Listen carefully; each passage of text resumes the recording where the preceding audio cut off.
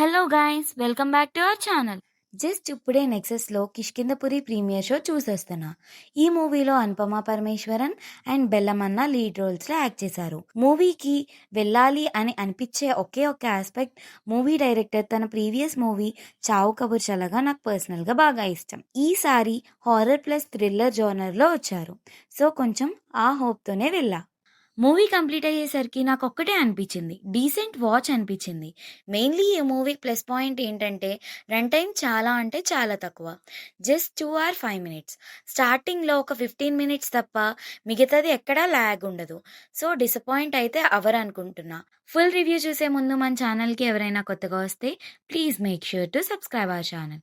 కొంచెం అదే చేత్తో బెల్ ఐకాన్ కూడా ఆన్ చేసి పెట్టుకో. Now coming to story line.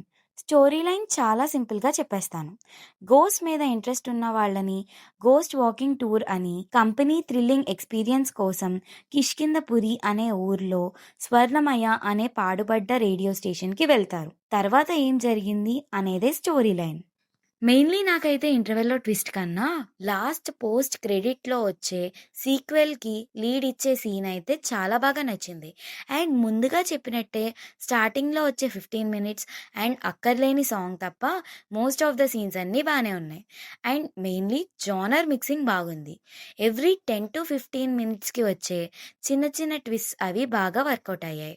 And ఈ థ్రిల్లర్ మోడ్‌ని యూజ్ చేసుకొని ఓల్డ్ హారర్ స్టూడియో టైప్‌ని బ్రేక్ చేసిన విధానం బాగుంది.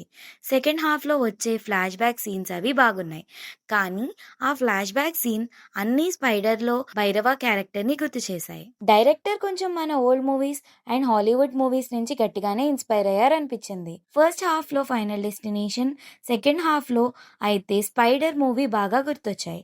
అండ్ లాస్ట్ ప్రీ క్లైమాక్స్‌లో వచ్చే సీన్ కూడా ఎక్కడో హాలీవుడ్ మూవీస్‌లో చూసినట్టు గుర్తు.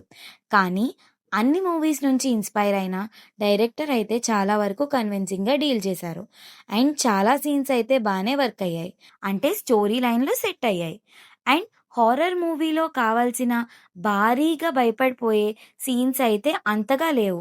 కానీ ట్విస్ట్ ఫ్యాక్టర్ అయితే చాలా బావుంది. నెక్స్ట్ ఇంకా టెక్నికల్‌గా అయితే సినిమాటోగ్రఫీ బావుంది. కాస్ట్యూమ్స్ కూడా స్టోరీకి తగ్గట్టు బావున్నాయి. And main editing was good. ఆ ఎడిటింగ్ మూలంగానే ల్యాగ్ లేకుండా మూవీ అయితే బాగుందనిపించింది. వీఎఫ్ఎక్స్ అయితే స్టార్టింగ్‌లో అండ్ ప్రీ క్లైమాక్స్‌లో వచ్చే సీన్స్‌లో తప్ప మిగతా అన్నీ చాలా బాగున్నాయి. ఇంకా పెర్ఫార్మెన్స్ అయితే అనుపమ యాక్టింగ్ బాగుంది. సెకండ్ హాఫ్‌లో హాస్పిటల్ సీన్‌లో అయితే యాక్టింగ్ ఇరగదీసింది. బెల్లం అన్న యాక్టింగ్ అయితే ఎప్పట్లానే అలా అలా బానే ఉంది. ఇప్పటికైనా డైలాగ్ డెలివరీ చేంజ్ చేస్తే బాగుండనిపించింది. పెద్ద పెద్ద డైలాగ్స్ కూడా చదువుకుంటూ పోయారనిపించింది. ఫ్లాష్ బ్యాక్ పోర్షన్స్‌లో వచ్చే ఆ క్యారెక్టర్‌ని రివీల్ చేయలేదు. బట్ ఆ క్యారెక్టర్‌లో చేసిన వాళ్ళ యాక్టింగ్ మటికి చాలా బావుంది. ఫైనల్‌గా ఒకటి చెప్పాలంటే ఎక్స్‌పెక్టేషన్స్ లేకుండా వెళ్తే బానే నచ్చుతుంది. ఇది ఒక నెవర్ ఎక్స్‌పెక్టెడ్ హిట్ అని చెప్పొచ్చు. అండ్ నా రేటింగ్ ఈస్ 3/5.